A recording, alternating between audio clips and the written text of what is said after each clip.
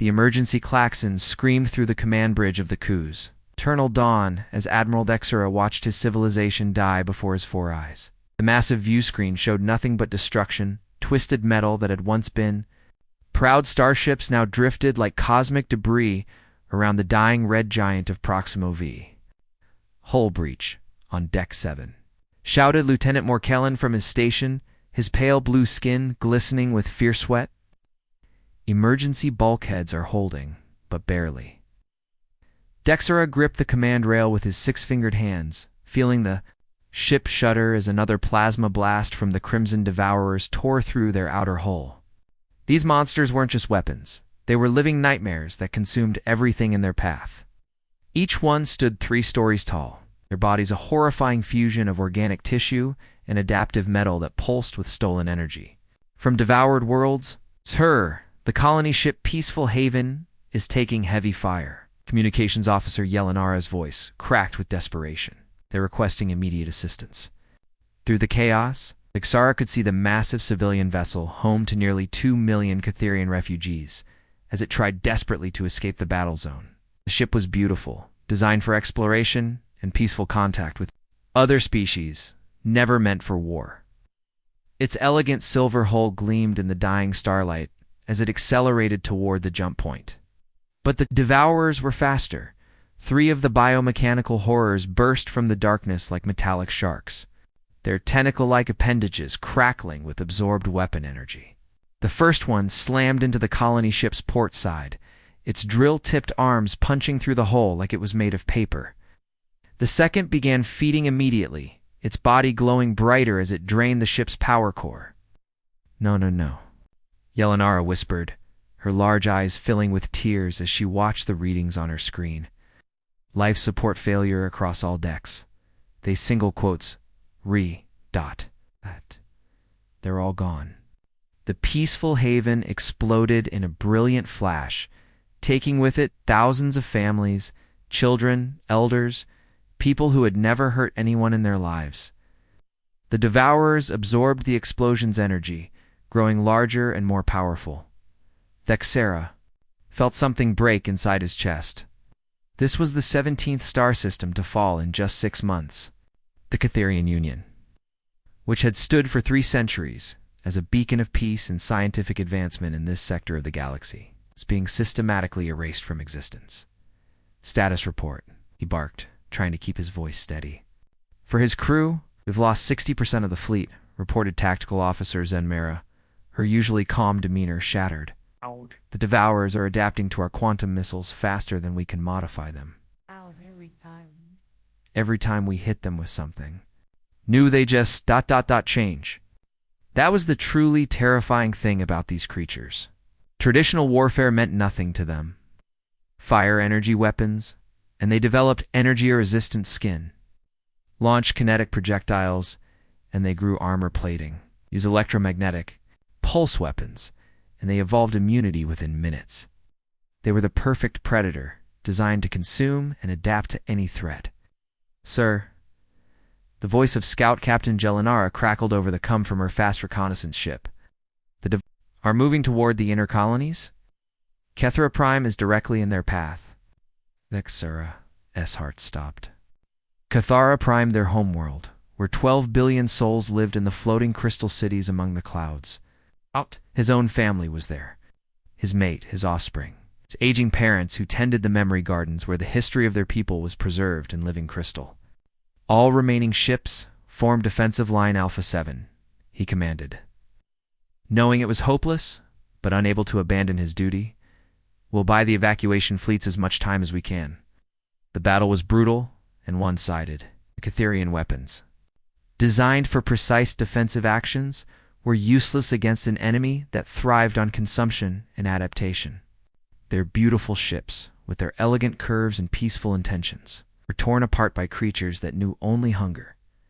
As his flagship's hull began to crack under the relentless assault, a weak transmission reached the bridge through the static of dying systems. "This is Deep Scout Velterra calling any surviving command vessels." The voice was barely audible over the interference.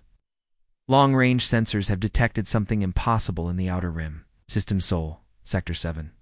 There's a planet there that shouldn't support life, but the energy signatures are massive. Billions of life forms on a death world, sending coordinates now. The transmission cut to static as another Devourer blast rocked the ship.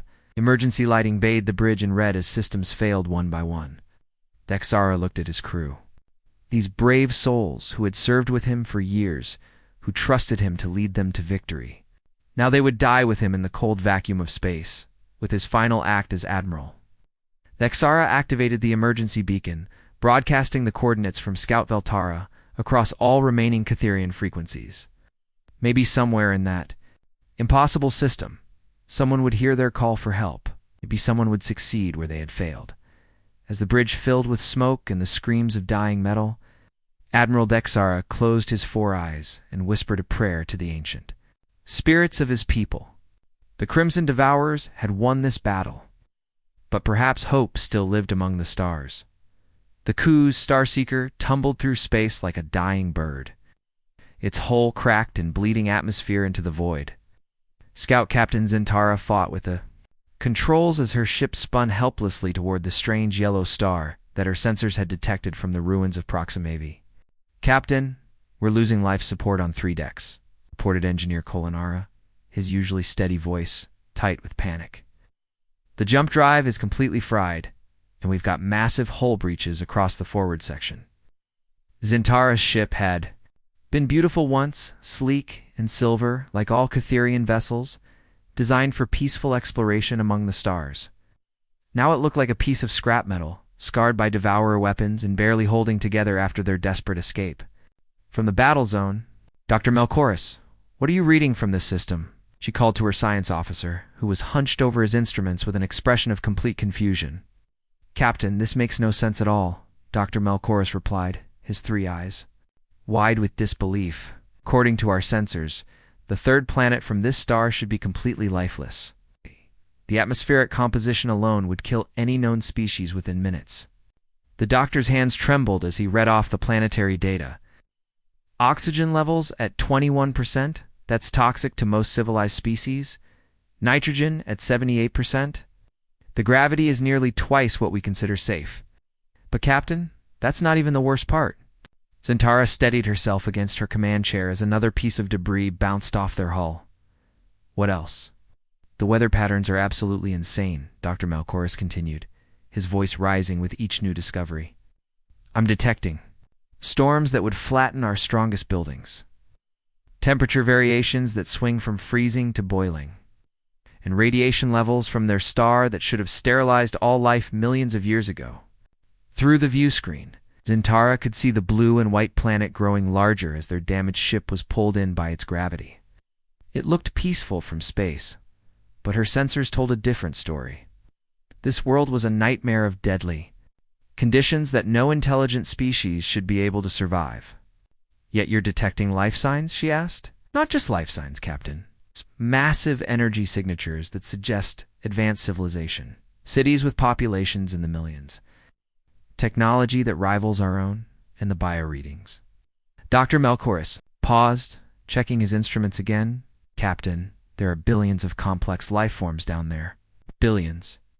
The ship shuddered as they entered the planet's atmosphere. Zintara realized they had no choice but to attempt an emergency landing. Their engines were failing, and the hull was beginning to glow from atmospheric friction. "All hands, prepare for crash landing," she announced over the ship's intercom. "Secure all stations and activate emergency protocols." That's when the missiles appeared on their screens. "Captain, we've got incoming projectiles," shouted Tactical Officer Yelmora. "Primitive design, but highly effective. They're targeting our main hull." Zintara's hearts raced as she watched the strange weapons streak toward them. These natives had somehow detected their approach and were defending their world. She had seconds to act before her already damaged ship was blown apart completely. Her fingers flew over the communications console, broadcasting the universal peace. Symbols that all civilized species recognize, mathematical sequences, star charts, and harmonic frequencies that said we come in peace in the common language of science. The missiles stopped just short of impact. They're primitive, but clever. Guidance systems apparently receiving and analyzing her transmission. Zentara breathed a sigh of relief as her ship plunged toward the vast blue ocean below. The crash was violent but survivable. The Starseeker hit the water at an angle, skipping across the surface like a stone before finally plowing into the depths. With a tremendous splash, emergency systems activated immediately, sealing the breach points and converting the ship into a temporary underwater habitat. "Life support is stable," reported Engineer Kalanara. "But we're stuck here, Captain. This ship will never fly again." Hours passed as they waited in their submerged vessel, monitoring the strange world around them. The ocean was full of life, creatures that moved through the water with grace and power that defied their hostile environment. Some were larger than their ship, yet they seemed perfectly adapted to this death world. Then the contacts appeared on their screens. "Captain, we've got multiple vessels approaching our position," announced Yelmora. "There. It's actually quite impressive for such a primitive species." We're through the viewports. Zentara watched as sleek underwater craft surrounded their ship. Technology was different from Catherian design, more angular, more aggressive-looking, but undeniably advanced. These beings had mastered their hostile environment and turned it into their strength. The first figure to enter their ship through the airlock took Zentara's breath away. It stood upright on two legs despite the crushing gravity, its body compact, but obviously powerful when it removed its helmet, revealing a face that was alien yet somehow familiar. She realized she was looking at something impossible. "I'm Captain Lee Jinsu of the United Earth Defense Force," the creature said in a calm, steady voice that their translators easily converted. "You picked an interesting place to crash." The being, this human, breathed the toxic atmosphere like it was nothing. Its eyes showed intelligence and curiosity rather than fear. Even though they were clearly the first aliens it had ever encountered, Dr. Melchoris took one look at the readings from his medical scanner and promptly fainted. The human's biological structure was adapted not just to survive on this death world, but to thrive on it. Every cell in its body was designed to handle conditions that would kill a Catherian in seconds. As more humans entered their ship, Zentara realized that their desperate search for help had led them to something unprecedented. These weren't just survivors on a hostile world, they were apex predators who had turned their planet's deadliness into their greatest weapon. The question was, would they be willing to help fight the Crimson Devourers, or had the Catherians simply found an even more dangerous enemy? The underground war room beneath Sol buzzed with activity as holographic displays showed the horrifying reality of the Crimson Devourers. Ambassador Thexera stood nervously beside the human military officers, his four eyes struggling to process what he was witnessing. Major Park Minji leaned back in her chair, studying the three-dimensional image of a devourer as it tore through a Catherian battleship. The creature was nightmare fuel, a writhing mass of organic tissue fused with adaptive metal, tentacles that could punch through starship holes, and a hunger that consumed entire worlds. Where any sane being would show fear, the human woman simply looked interested. "Okay, so these things basically eat energy and metal to grow stronger," she said, rotating the hologram to examine different angles. "How fast do they adapt to new weapons?" "Within minutes," replied Dr. Velcris the Catherian, scientist who had barely survived the destruction of his research station. "We tried plasma cannons. They developed heat resistance. We used particle beams. They grew reflective armor. Every weapon we created only made them stronger." Dr. Kim Sahan, the lead human xenobiologist, nodded thoughtfully as he examined cellular. "Scans of devourer tissue, classic evolutionary trap," he muttered, making notes on his tablet. "They're so focused on adapting to direct threats that they've probably lost flexibility in other areas." Colonel Yoon Tajan, a battle-scarred veteran of Earth's corporate wars, studied tactical footage of devourer swarms attacking Catherian colonies. "They move in predictable patterns," he observed. "Pack hunters with a hive mind. That's actually good news." Ambassador Dexaris translator unit sparked with confusion. "Good news, Colonel. These creatures have destroyed 17 star systems." "Yeah. But they're thinking like a collective organism," Colonel Yoon explained, pointing at the display. "Look at how they coordinate attacks. It's efficient, but it's also predictable. Every hive mind has weaknesses. The hologram shifted to show the Battle of Kepler Station, where 300 Catherian ships had been destroyed by 50 devourers. The humans watched the footage with the same casual interest they might show a nature documentary. They're using the adaptations against themselves, observed Lieutenant Commander Choi Woo-jin, a naval strategist. Every time they change to counter one threat, they become vulnerable to another. We just need to cycle through attack patterns faster than they can adapt. Dr. Velcor shuddered as he watched his people's ships being torn apart. But the cost, the lives lost, War has costs, Major Park Min-ji said simply. The question is whether you're willing to pay them to win. The casual way she discussed death and sacrifice made the Catherian delegation shift uncomfortably. These humans seemed to view massive casualties as just another factor in their calculations.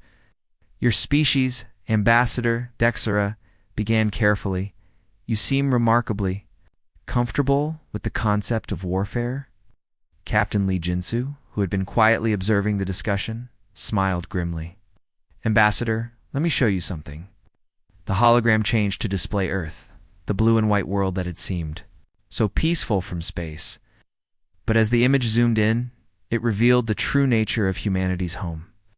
This is a Category 5 hurricane, Captain Lee explained as the display showed a massive storm system that dwarfed entire continents' winds.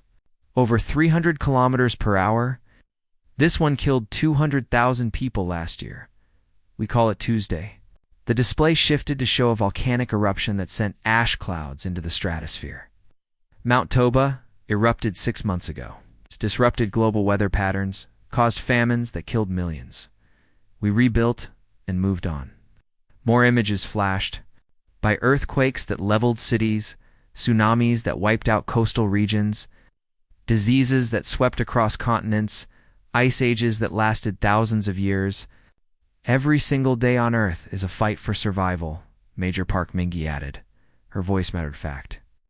Our ancestors faced saber-toothed tigers, ice ages, supervolcanic eruptions, asteroid impacts, and pandemics that killed 90% of the population. Those who survive learn to adapt, to fight, and to accept that sometimes you have to sacrifice the few to save the many.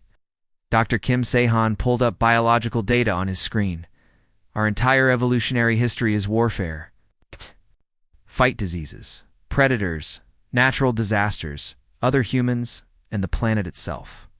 A species that can casually discuss acceptable casualties against aliens that eat starships isn't that much different from discussing acceptable casualties against a hurricane.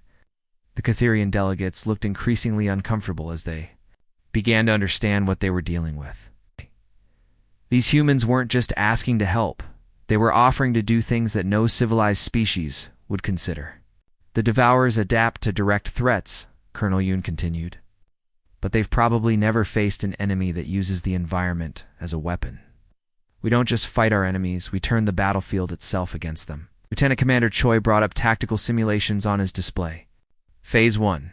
We hit them with conventional weapons to trigger their adaptations. Phase 2. While they're busy adapting, we manipulate their environment, gravity wells, radiation fields, stellar phenomena. Phase 3. We use their own adaptations against them. And if some of our ships don't make it back, Ambassador Dexera asked quietly, then they died fighting instead of being eaten, Major Park Min-ji replied without hesitation. On Earth, we have a saying, it's better to die on your feet than live on your knees. The room fell silent as the implications sank in. The Catherians had found allies, but these allies came from a world that had forged them into something that other species would consider barely civilized. They were warriors who had learned to thrive in conditions that would kill anyone else. So, Captain, Lee Jinsu said, breaking the silence, when do we start hunting these things? Ambassador Dexera realized that the desperate transmission from Admiral Dexera's dying ship had led them to something unprecedented, a species that looked at galaxy-consuming monsters and saw just another enemy to defeat. The question was whether the cure might be more dangerous than the disease? But with 17 star systems already consumed and billions more lives at stake, they were running out of options. The humans were offering hope, even if that hope came with a price that no civilized species should have to pay. The space around Kepler's nexus erupted into chaos as the largest battle in galactic history began. Admiral Song Hunhua stood on the bridge of the UES Indomitable, his calm eyes watching the tactical display as thousands of red dots appeared on the screen. The spatial rift had torn open like a wound in reality, and through it poured the nightmare. That had consumed 17 star systems. Contact bearing 27 Mark IV, reported Communications Officer Park Yemen, his voice steady, despite the terror unfolding before them. Devourer count is, Admiral, there are over 3,000 of them. The Crimson Devourers emerged from the rift like a plague of metallic locusts, their writhing forms pulsing with the stolen energy of consumed worlds. Each one was the size of a small moon covered in adaptive armor that shifted and changed as it analyzed potential threats. Tentacles thick as skyscrapers waved through space, crackling with absorbed weapon energy from their previous victories. All Catharian vessels maintained position at Grid 7 Alpha, Admiral Song commanded through the fleet communications. Remember, this is their show now, we're just the opening act. Ambassador Dexera watched from the observation deck, his four eyes wide with a mixture of hope and terror. The combined fleet was impressive, 200 human warships alongside the surviving Catharian vessels, but it looked tiny compared to the swarm approaching them. Admiral, called Captain Cho Minsu from her fighter cockpit, Strikewing Alpha, is ready for Baker Protocol. All pilots report green across the board. Admiral Song nodded grimly. The Baker Protocol was insane by any civilized standard. A deliberate suicide run designed to trigger the Devourers' adaptive responses in exactly the way humans wanted. Execute Baker Protocol. All fighters, weapons free. Captain Cho's squadron of 30 fighters screamed toward the Devourer swarm, their energy weapons blazing bright blue streams across the darkness of space. The human pilots flew with a reckless courage that made the Catharian observers gasp in horror. They dove straight into the writhing mass of tentacles and adaptive armor, firing everything they had. Direct hits on the lead Devourers, reported Tactical Officer Lee Sung-jin. Enemy hulls are adapting to energy weapons. Armor thickness increasing by 40%. Reflective coating developing across their surfaces. The Devourers' response was swift and brutal. Their tentacles lashed out, crushing 3 fighters instantly. Their hulls began to glow with absorbed energy as they adapted to resist the human weapons. Within minutes, the energy blasts that had initially damaged them were bouncing harmlessly off their modified armor. Perfect, Admiral Song said with a cold smile. Second wave, execute Ghost Protocol. What happened next defied everything. The Catharians thought they knew about warfare. As the Devourers congratulated themselves on their successful adaptation, a barrage of kinetic projectiles came screaming out of the darkness. These weren't energy weapons. They were chunks of tungsten and depleted uranium accelerated to incredible speeds by magnetic RALGUNs. The Devourers, having reconfigured their armor to resist energy attacks, found themselves completely vulnerable to the kinetic bombardment. The railgun slugs, moving at significant fractions of light speed, punched through their adapted hulls like bullets through paper. Explosions blossomed across the Devourer formation as their own absorbed energy was released in catastrophic detonations. Enemy formation breaking up, reported Lieutenant Commander Yoon Seala from the sensor station. We've destroyed approximately 400 Devourers in the initial exchange, but the real surprise was yet to come as the Devourers regrouped and began adapting to the kinetic weapons. Something impossible appeared on the tactical screens. Admiral, boarding pods are away, announced Major Kong Ji-yoon from her assault transport. Marine strike teams Alpha through Delta are beginning boarding operations on the Devourer motherships. The Catharian observers watched in stunned silence as human Marines in powered armor jetted through the vacuum of space toward the massive Devourer command ships. The aliens were attempting something that no civilized species had ever tried, boarding actions against creatures that lived in the void between stars. This is madness, whispered Dr. Melchorus. watching the human soldiers disappear into the writhing mass of a devourer mothership. Those beings exist in conditions that would kill us instantly. Vacuum, radiation levels that would cook our cells, gravitational shears that would tear us apart. "Look at the readings, Ambassador," Dexara said in amazement, pointing at the biomonitor displays. "They're not just surviving in there. Their life signs are stable. They're actually fighting." Inside the Devourer mothership, Major Kang Ji-yoon led her Marines through corridors that pulsed with alien energy. The environment was beyond hostile. No atmosphere. Radiation that would have been lethal to any other species, and gravity fields that shifted without warning. But the humans moved through it like they were walking through their own ship. "Contact front," shouted Sergeant Kim Do-yeon as a swarm of smaller devourers poured out of the ship's organic walls. The Marines opened fire with weapons designed specifically for this environment, explosive rounds that worked in vacuum, plasma cutters that could slice through adaptive armor, and electromagnetic pulse grenades that disrupted the creatures' nervous systems.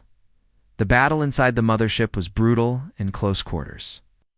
The humans fought with a savage efficiency that shocked even themselves, using the ship's own hostile environment as a weapon. When artificial gravity failed, they used the zero-G conditions to outmaneuver their enemies. When radiation levels spiked, they pushed forward while the Devourers retreated to protect their more sensitive organic components. "This is Colonel Nam Juan," came a transmission from deep inside another mothership. "I've reached the Central Command Nexus. The Hive Intelligence Core is right in front of me, but it's heavily defended. I can take it out, but..." Admiral Song understood immediately. "Colonel, you have authorization for Protocol Omega on the bridge of the Indomitable."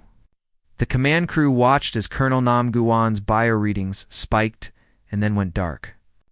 Seconds later, a brilliant flash erupted from inside the Devourer mothership as a nuclear device detonated at point-blank range against the creature's brain center. The effect was immediate and devastating. Across the entire Devourer swarm, the creatures suddenly stopped their coordinated attacks. Their hive intelligence, the networked consciousness that had made them so terrifyingly effective, had been shattered. Individual Devourers began fleeing in all directions, their unity broken. "Enemy forces are scattering," reported Communications Officer Park Yemen, his voice filled with disbelief.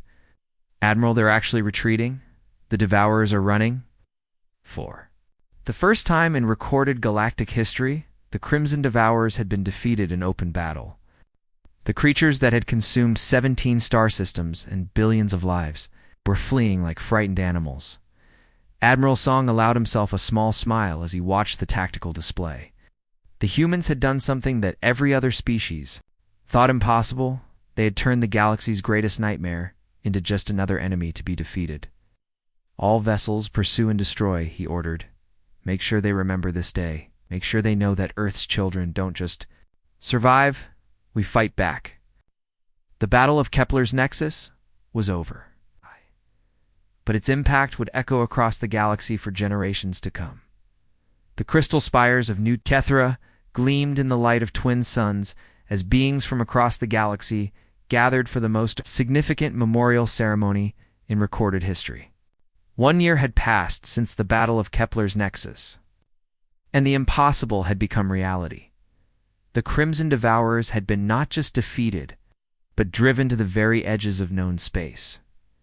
Ambassador the Sarah adjusted his ceremonial robes as he prepared to address the massive crowd. Floating platforms held thousands of Catharians, their pale blue skin shimmering with emotion, while human delegates sat in specially designed gravity chairs to accommodate the lighter conditions of the Catharian homeworld. The memorial wall behind him displayed holographic images of the fallen both species had paid. "A heavy price for their victory, my friends, Ambassador," Dexara began, his voice carried across the plaza by advanced translation systems. 1 year ago, we stood at the edge of extinction. Our beautiful worlds were being consumed, our people scattered to the stellar winds, our ancient civilization reduced to desperate refugees fleeing through the darkness. In the audience, Captain Lee Jinsu sat quietly beside Dr. Melchorus, the Catharian scientist who had once fainted at the sight of humans breathing toxic air.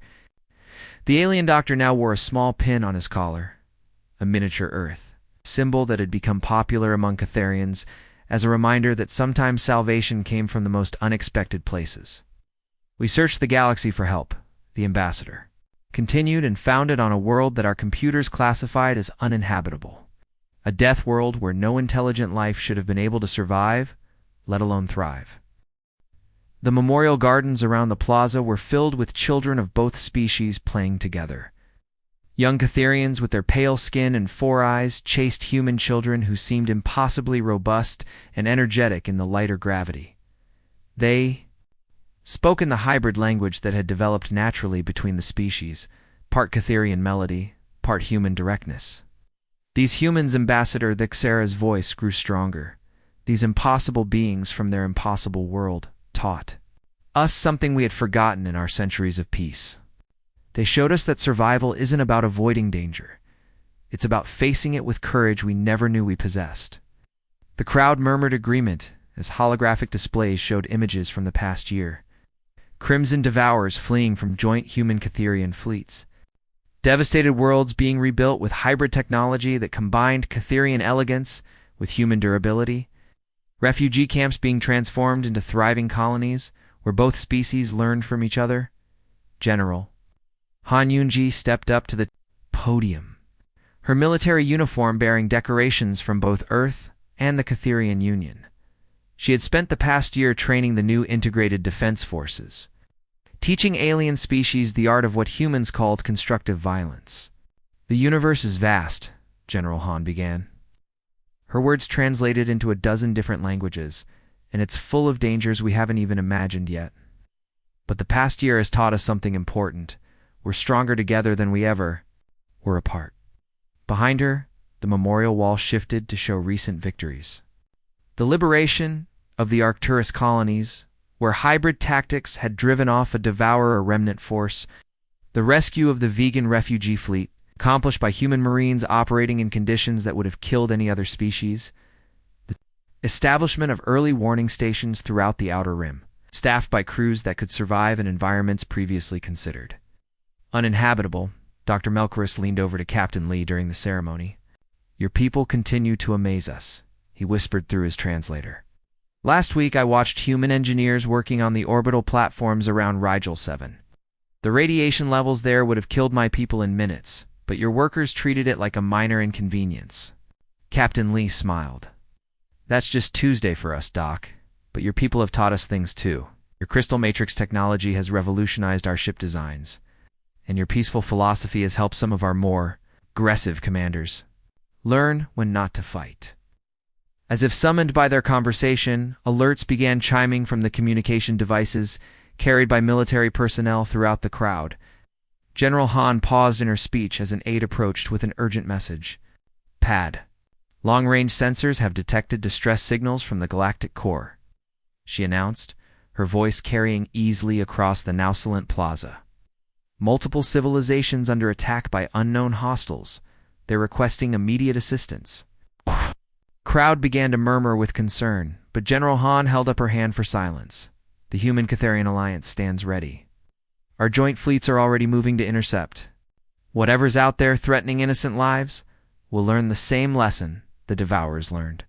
Ambassador Thexer returned to the podium, his four eyes gleaming with determination.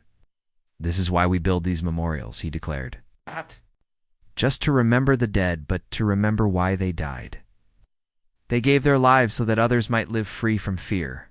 The ceremony concluded with a moment of silence for the fallen, followed by the stirring notes of the new Alliance anthem, a piece of music that combined human martial rhythms with Catharian harmonic complexity.